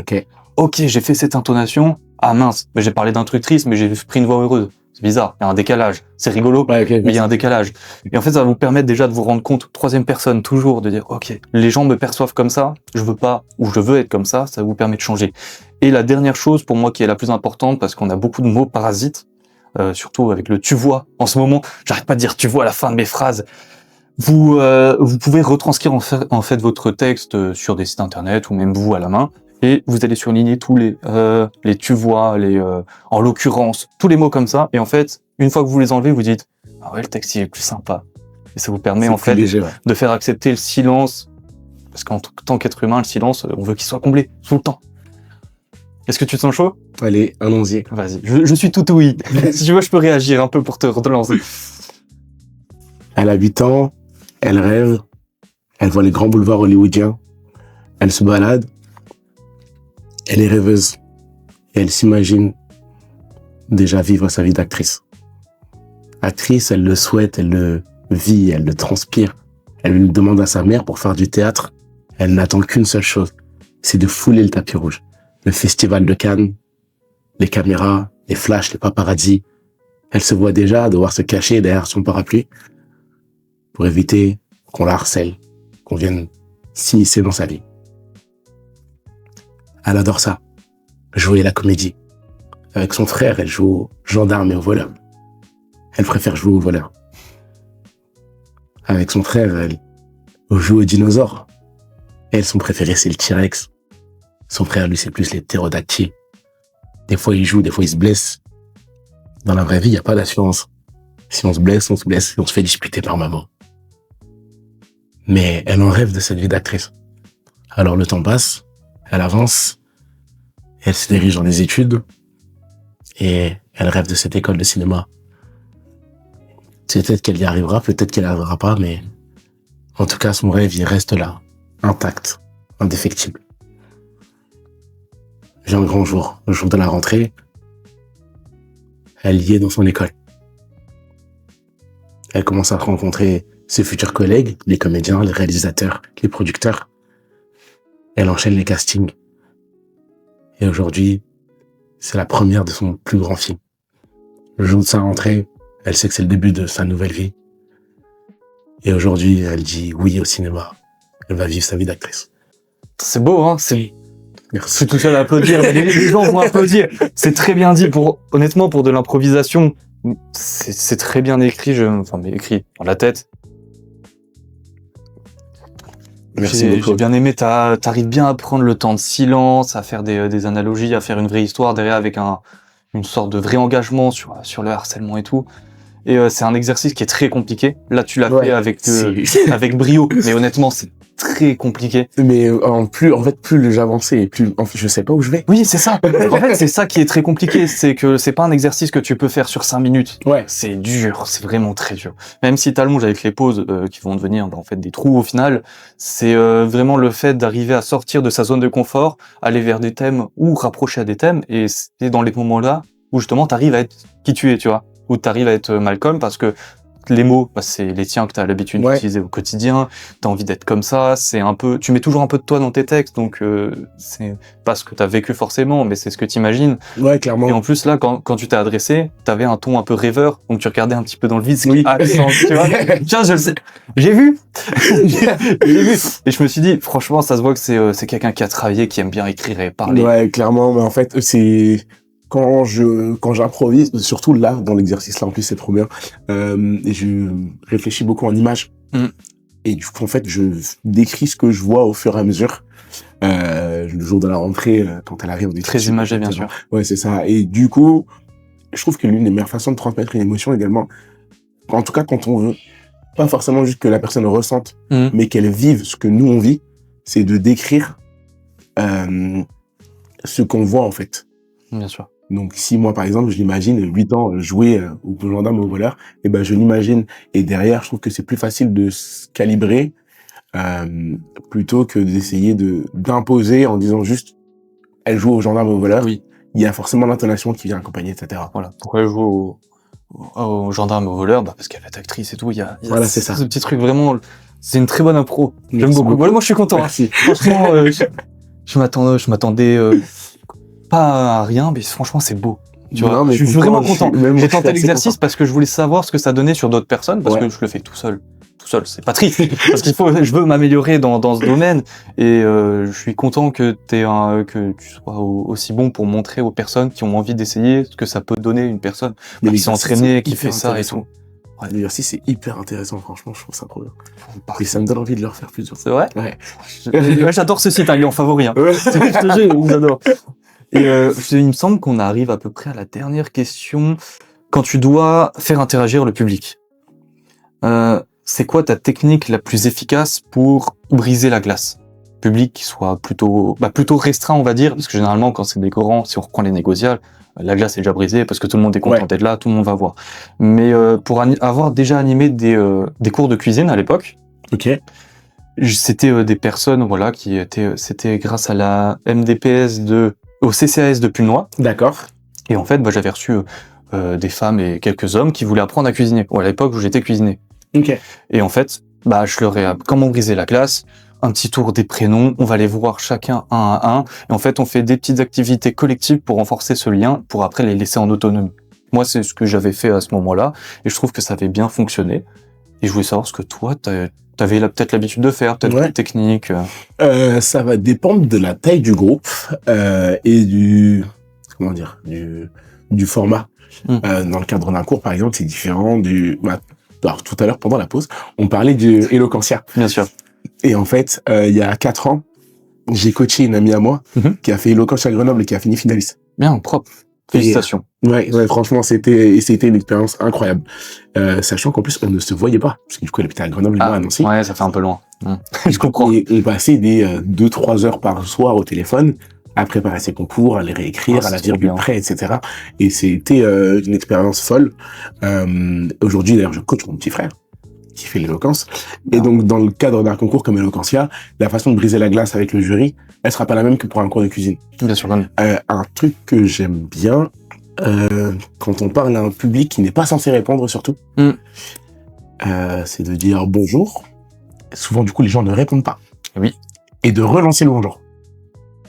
En leur disant, je vais attendre tranquille. Quand même. Et ça vient généralement un peu briser la glace. Et au moins, il y a plus ce côté unilatéral de moi qui délivre quelque chose. Il y a ce côté beaucoup plus échange. Et donc, même si l'échange, il ne sera pas forcément dans les mots, mais l'échange sera beaucoup plus dans les émotions, dans les réactions, etc. Et il y a plus de chances d'avoir des interactions avec le public qu'on a en face. Quand dans ce cadre qui est censé être là unilatéral, je ferais ça. Dans le cadre, par exemple, pour le coup d'un cours plutôt collectif, se faire présenter les gens, généralement, je trouve que c'est la meilleure chose. Parce que nous aussi, on va apprendre à les connaître. Déjà, dans un premier temps.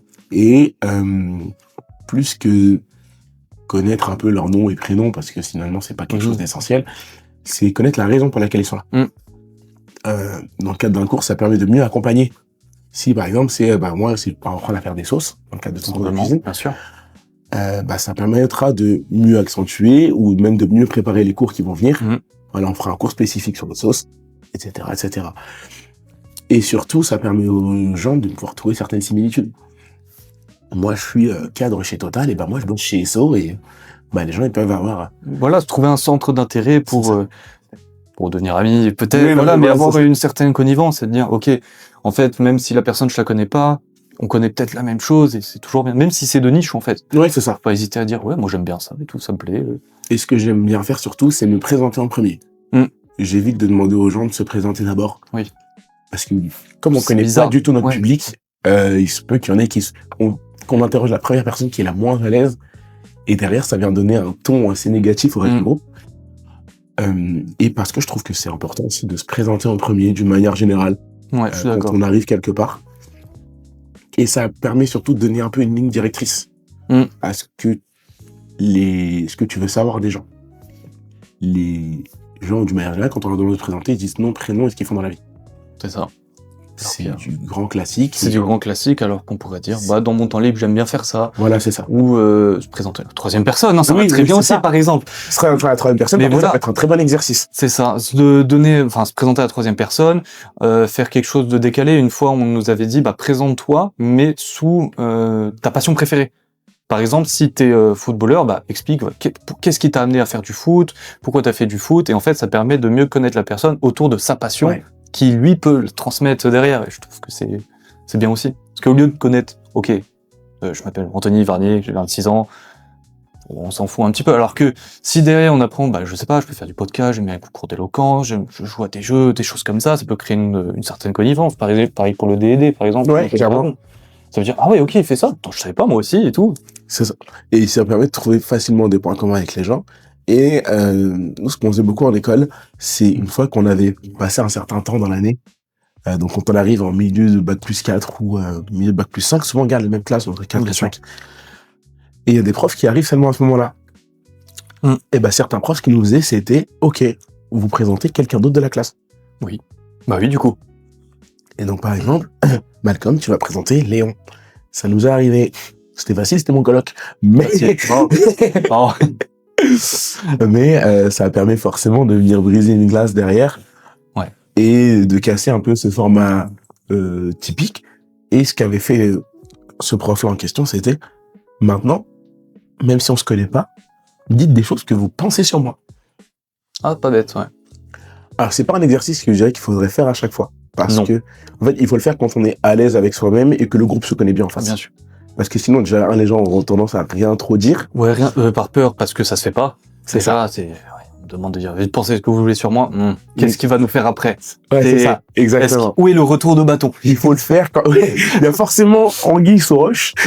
Non, il faut réussir à le faire quand on a réussi à déjà briser une certaine glace avec les gens et que déjà entre eux, c'est déjà assez libre, assez léger. Mais ouais, quand on a un formateur extérieur, par exemple, et que le groupe se connaît bien, je trouve que ça, c'est quelque chose qui peut être bien.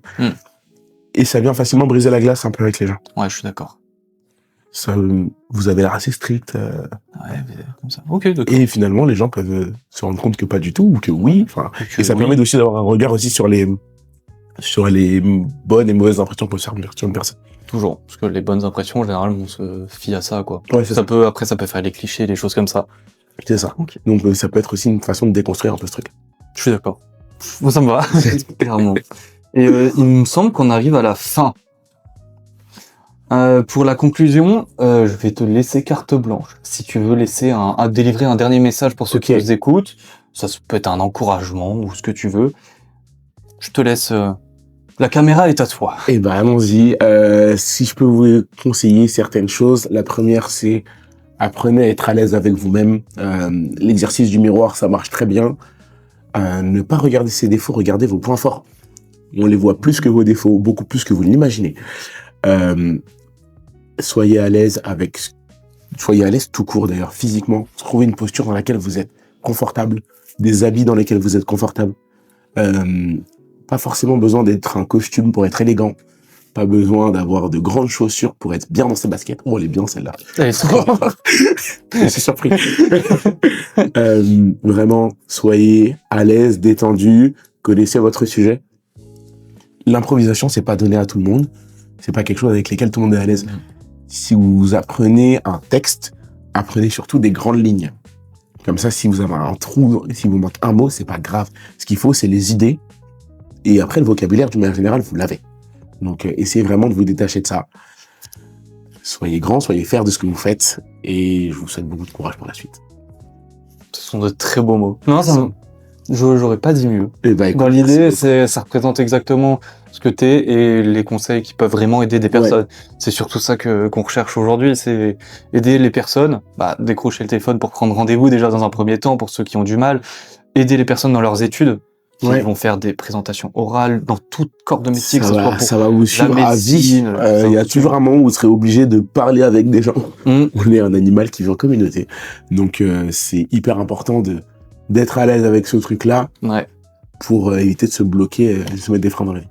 Et est-ce que tu veux faire ta promotion? Est-ce que on peut te retrouver quelque part? Est-ce que tu veux donner tes réseaux, un livre que t'aimes bien? Là, c'est l'instant promotion. Ouais, ok, 2 minutes. Instant promo. Ton entreprise, ce que tu veux. Pendant que je parle, je vais essayer de retrouver également le compte d'Alan pour être sûr de pas vous dire n'importe quoi. Parce que c'est vraiment un mec super. C'est ça, Alan Spagnu. Alan.Spagnu sur Instagram.